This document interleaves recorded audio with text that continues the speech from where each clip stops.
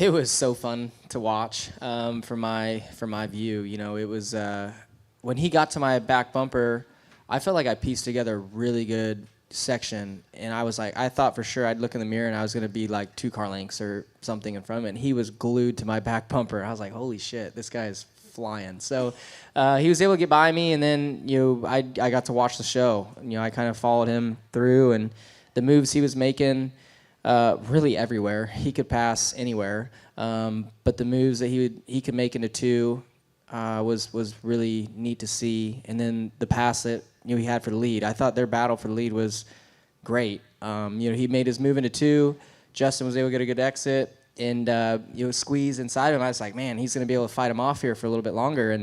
And he just made a super aggressive lane change back to his right side. It was sick. It was awesome. So he put on a show, and it was cool to see. And I think when a guy like that can come in and kick your ass at your own game, it shows that we all have room to improve. And I'm curious what he thinks about us. He obviously passed a lot of us, so I'm curious if he thinks we all suck or if we could actually like compete. If we weren't really that bad. But we come from a different background than him. But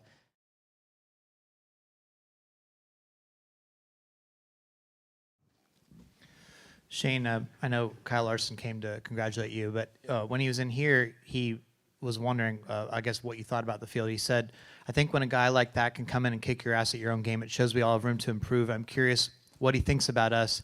He obviously passed a lot of us, so I'm curious if he thinks we all suck or if we could actually compete like if we weren't really that bad. So what did you think of them? I'm sure if it was an oval, it would be the other way around. I guess this is my sort of bread and butter, the street circuits we do. Almost half of our series races are street circuits, so I'm comfortable with the walls. Took me a bit to learn the proximity of the car, having the car on the other side of me, so I was missing apexes turning left and struggling turning right to know where that side of the car was.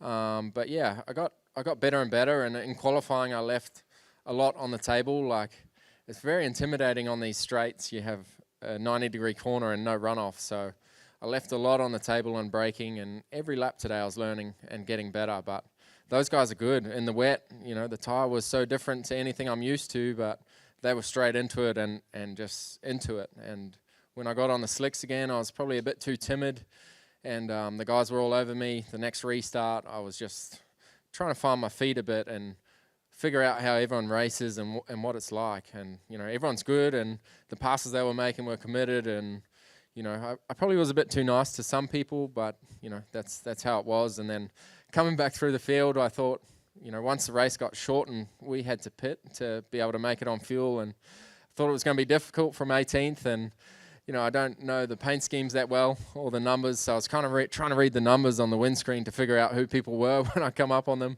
and, kind of remember who's good and who's not. And yeah, had some really good battles coming through. Some guys waved to me, and some guys battled hard, which was really cool. And everyone was clean, and I got a couple of taps. I tapped a couple of people, and there was that crazy restart at turn 11.